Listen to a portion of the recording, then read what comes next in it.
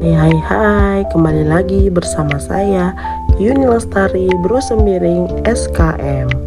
Nah, pada kesempatan kali ini saya akan mengajak kalian semua untuk mengetahui apa sih bahaya merokok bagi kesehatan yang kali ini akan dibawakan oleh Dr. Marianti.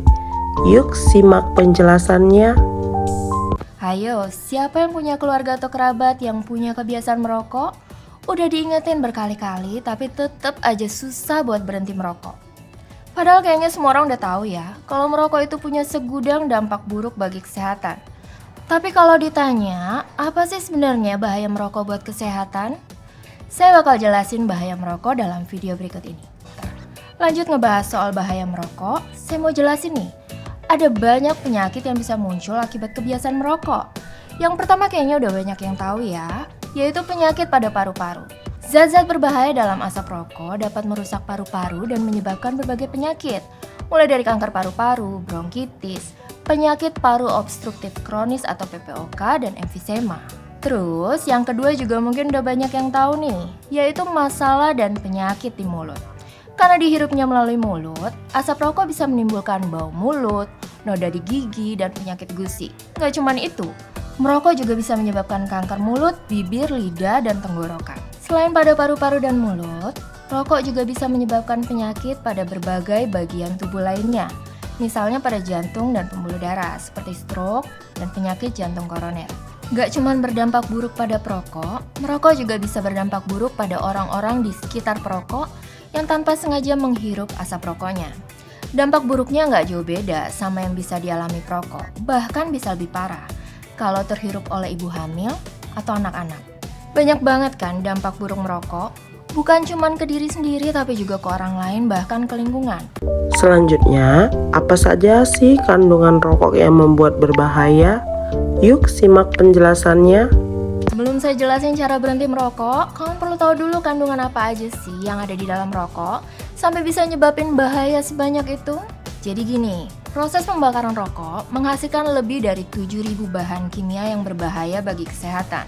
Tapi dua kandungan yang paling banyak dikenal masyarakat umum adalah nikotin dan tar. Meski sering terdengar bersamaan, kedua kandungan tersebut sebenarnya jauh berbeda. Bedanya apa dok? Yuk, saya jelasin. Mulai dari nikotin dulu ya. Nikotin adalah zat stimulan yang dipercaya mempunyai efek memperbaiki mood dan meningkatkan daya ingat serta konsentrasi. Sekarang kita bahas tar ya. Rokok yang dikonsumsi dengan cara dibakar menghasilkan tar karena proses pembakaran itu tadi. Tar ini lebih bahaya lagi daripada nikotin. Soalnya waktu dihirup, tar bisa mempersempit bronkiolus, yaitu saluran udara kecil di paru-paru yang bertugas menyerap oksigen. Jadinya, kemampuan paru-paru dalam menyerap oksigen juga jadi menurun. Selain itu, tar juga dapat merusak silia, yaitu rambut halus dalam saluran pernapasan yang fungsinya untuk mengeluarkan virus, kuman, debu, dan benda asing dari pernapasan. Bukan itu aja, tar dalam asap rokok juga mengandung berbagai bahan kimia karsinogenik yang dapat memicu munculnya sel-sel kanker di dalam tubuh loh. Mengingat banyaknya kandungan berbahaya dalam rokok dan berbagai dampaknya yang sangat buruk terhadap kesehatan, makanya buat para perokok, yuk mulai deh coba berhenti merokok. Nah, selanjutnya apa saja sih tips untuk stop merokok? Yuk simak penjelasannya. Tips untuk stop merokok. Pertama-tama, kalau kamu perokok berat yang selama ini ngerasa susah banget buat berhenti merokok, coba deh konsultasi ke dokter. Kalau bisa, cari dokter yang memang biasa menangani kasus ketergantungan merokok. Dengan begitu, kamu bisa mendapatkan cara-cara berhenti merokok yang sesuai dengan kondisimu supaya lebih efektif. Tips berikutnya, kalau kamu belum bisa berhenti total, kamu bisa mengurangi bahaya merokok dengan menggunakan produk alternatif nikotin atau produk alternatif tembakau. Loh, kok malah dikasih nikotin lagi? Jadi gini, waktu berhenti merokok ada sekumpulan gejala yang bisa muncul, yaitu gejala putus zat nikotin. Karena pada umumnya perokok itu merokok untuk mencari kepuasan yang didapat dari nikotin, maka produk alternatif tembakau atau nikotin ini bisa digunakan untuk membantu peralihan ke stop merokok secara total. Kenapa tadi saya bilang produk ini bisa mengurangi bahaya merokok?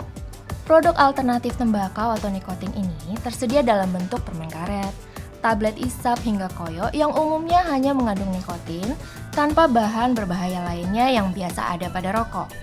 Dengan cara ini, harapannya kamu bisa berusaha berhenti merokok secara bertahap tanpa harus kelaparan nikotin yang dikhawatirkan bisa membuat kamu jadi kembali merokok.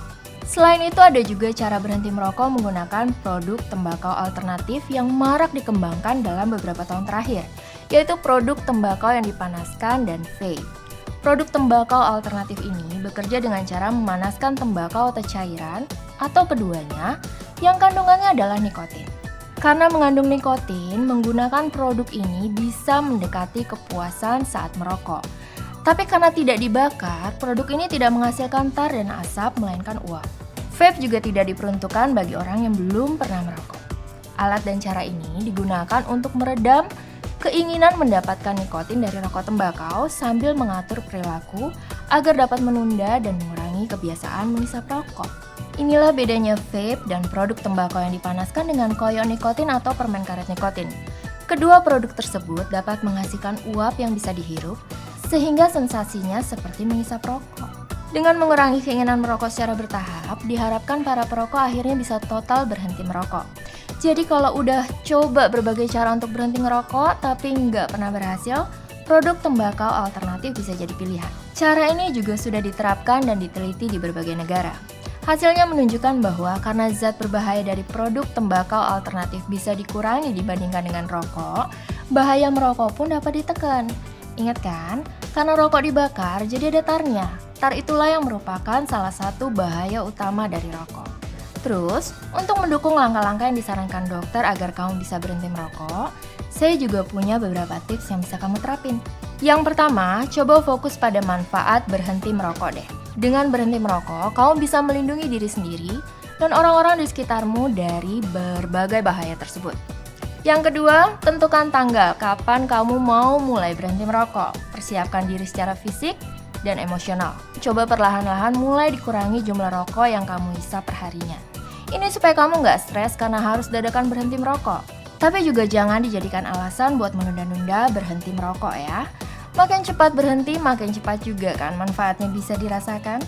Yang ketiga, kabarin niatmu untuk berhenti merokok kepada orang-orang terdekat seperti keluarga dan sahabat. Biar ada yang ngingetin nih, kalau kamu hilaf terus ngerokok lagi. Selain itu, teman-teman yang masih ngerokok juga mungkin akan jadi lebih pengertian dengan gak ngajak kamu ngerokok bareng lagi.